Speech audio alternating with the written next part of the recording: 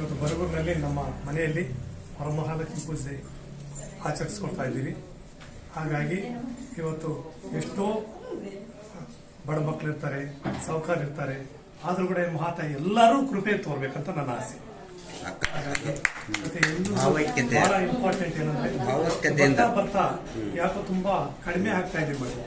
ಮಹಾತಾಯಿ ಕೃಪೆಯಿಂದ ಈ ಸರಿ ಆದ್ರೂ ಒಂದ್ ಸ್ವಲ್ಪ ಚೆನ್ನಾಗಿ ಬಂದು ಮಳೆ ಬೆಳೆ ಚೆನ್ನಾಗಾಗಿ ಪ್ರತಿಯೊಬ್ಬರು ಸಂತೋಷ ಪಡಿಸ್ಬೇಕಂತ ಮಹಾತಾಯಿ ಕೋರ್ಕೊಳ್ತಾ ಇದ್ದೀನಿ.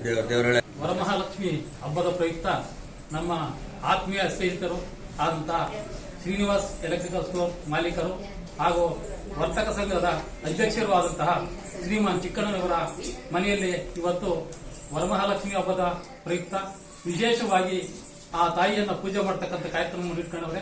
ಆ ಕಾರ್ಯಕ್ರಮಕ್ಕೆ ಎಲ್ಲರೂ ಬರಗೂರಿನ ಪ್ರೀತಿಪಾತ್ರರಾಗಿದ್ದಂಗ ಸ್ನೇಹಿತರು ಎಲ್ಲರೂ ರಿಲೇಷನ್ಸ್ ಎಲ್ಲ ಬಂದು ಭಾವೈಕ್ಯತೆಯಿಂದ ಈ ಒಂದು ಹಬ್ಬವನ್ನು ಆಚರಣೆ ಮಾಡ್ತಾ ಇದ್ದಾರೆ. ಎಲ್ರಿಗೂ ಒಳ್ಳೆ ಕಡುಬಿನ ಊಟ ಎಲ್ಲ ಹಾಕಿ ಸಂತೋಷದಿಂದ ಎಲ್ಲ ಫ್ರೆಂಡ್ಸ್ನೆಲ್ಲ ಕರೆದು ಊಟ ಮಾಡಿ ಅದ್ದೂರಿಯಾಗಿ ಈ ಒಂದು ವರಮಹಾಲಕ್ಷ್ಮಿ ಹಬ್ಬವನ್ನು ಆಚರಣೆ ಮಾಡಿದ್ದಾರೆ.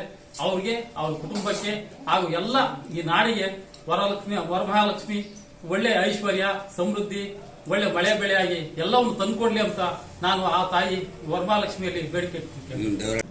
ಇದು ಭಾವೈಕ್ಯತೆಯ ಒಂದು ಸಂಕೇತವಾಗಿ ನಾವು ಮೊದಲಿಂದ ಪ್ರತಿಯೊಂದು ಹಬ್ಬವನ್ನು, ಬಕ್ರೀದ್ ಆಗಲಿ, ರಂಜಾನ್ ಆಗಲಿ, ಇನ್ನೊಂದು ಯುಗಾದಿ ಆಗಲಿ ಅಥವಾ ವರಮಹಾಲಕ್ಷ್ಮಿಯರ ವ್ರತಗಳಾಗಲಿ, ಯಾವುದೇ ಒಂದು ವೇದ ಉಪನ್ಯಾಸಗಳು ನಡೆದರೂ ಸಮೇತ ಈ ಮನೆಯಲ್ಲಿ ನಾವು ಎಲ್ಲ ಫ್ರೆಂಡ್ಸ್ಗಳನ್ನು ಭಾಗವಹಿಸಿ ಅವರ ಕಾರ್ಯಕ್ರಮ ಯಶಸ್ವಿ ಆಗಲಿ ಅಂತೇಳಿ ಆ ತಾಯಿ ಅಥವಾ ದೇವರ ಹತ್ರ ನಾವು ಕೇಳ್ಕೊಂತ ಇದ್ವಿ.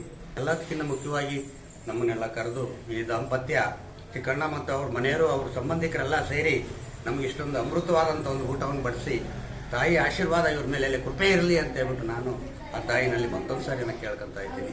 ಆ ತಾಯಿಯ ಕೃಪೆ ಸರ್ವಶ್ರೇಷ್ಠವಾದಾಗಿರೋದ್ರಿಂದ ಯಾವಾಗಲೂ ಇವ್ರ ಮನೆತನದ ಮೇಲೆ ಆ ತಾಯಿಯ ಕೃಪೆ ಇರಲಿ ಅಂತ ಹೇಳ್ಬಿಟ್ಟು ಇನ್ನು ಮತ್ತೊಮ್ಮೆ ಕೇಳ್ಕೊಂತ ಇದ್ದೀನಿ.